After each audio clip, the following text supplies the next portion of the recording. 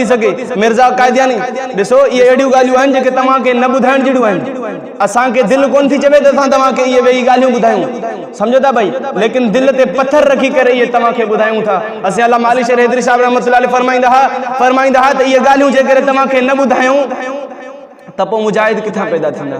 जेकॾहिं सैयद अताउल्लाह शाह बुखारी रहमतुल्लाह अलैह इन्हनि क़ाइदियानिन जी जेके बकवासूं आहिनि खुलम खुला न ॿुधाइनि हा त पोइ गाज़ी इल्मुद्दीन जहिड़ा जवान पैदा थियनि हा।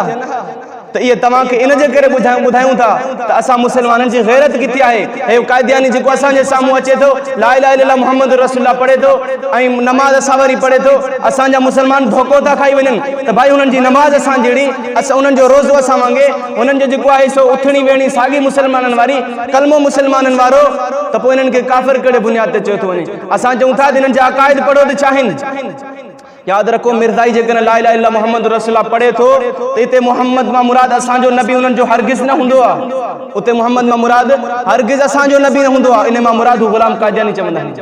सम्झो था भाई, त मिर्ज़ाई चाहिनि काफ़िर आहिनि, बहरहाल हिननि जा अक़ीदा इंतिहाई ख़राब आहिनि। सम्झो था भाई, त इहे तव्हांखे ॿुधायूं इन जे करे था त तव्हां त मुहम्मद मुस्तफ़ा जे दुश्मननि सां तव्हांजी दुश्मनी थी, तव्हां त मुहम्मद मुस्तफ़ा जे दुश्मननि सां तव्हांजे दिलि जे अंदरि नफ़रत पैदा थिए।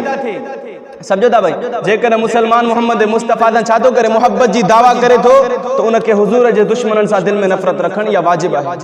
सम्झो था भाई, त अम्मा फातिमा साईं नबी साईं जे दिलि जो जेको जिगर जो टुकड़ो आहे, जंहिंजो शान चाहे क़यामत जे ॾींहुं में पर्दो करायो वेंदो पुल सिराज तां, सैयद मौलाना शाह अब्दुल अज़ीज़ साईं फरमायो रहमतुल्लाह अलैह। सम्झो था भाई, त हाणे उन जे बारे में ही बकवास छा थो करे, चए थो त हिकु ॾींहुं मां राति जो वेठोसि पंहिंजे बैठक जे अंदरि बेदारी जी हालत में, निंड में न, बेदारी हालत में, चए थो त न बेदारी जी हालत हुई, अचानक मुंहिंजो दरवाज़ो ठड़कियो। छा थो चवे भाई, अचानक मुंहिंजो दरवाज़ो ठड़कियो। जॾहिं मूं दरवाज़ो खोलियो त हज़रत इमाम हसन साईं ऐं इमाम हुसैन साईं पंहिंजी माउ हज़रत फातिमा रज़ियल्लाहु ताला जे बारे में चए थो उनखे मुंहिंजे दर ते वठी आया।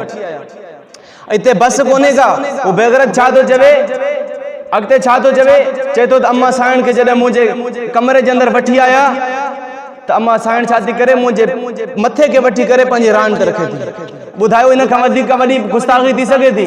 चओ त क़ादियानी पहिरें नंबर जा काफ़िर आहिनि। छा आहिनि भाई, पंहिंजी ज़ुबान सां बि त चओ क़ादियानी चाहिनि काफ़िर आहिनि। सुभाणे ही मस्जिद जो दरु थी बार, हे पंखा, हे जेके जेके तव्हांजी ॻाल्हि ॿुधंदा कफ़र जूं, यादि रखो ये तव्हांजे क़यामत जे ॾींहुं छा थींदा, गवाह थींदा। अल्लाह साईं जे साम्हूं इहा गवाही ॾींदा।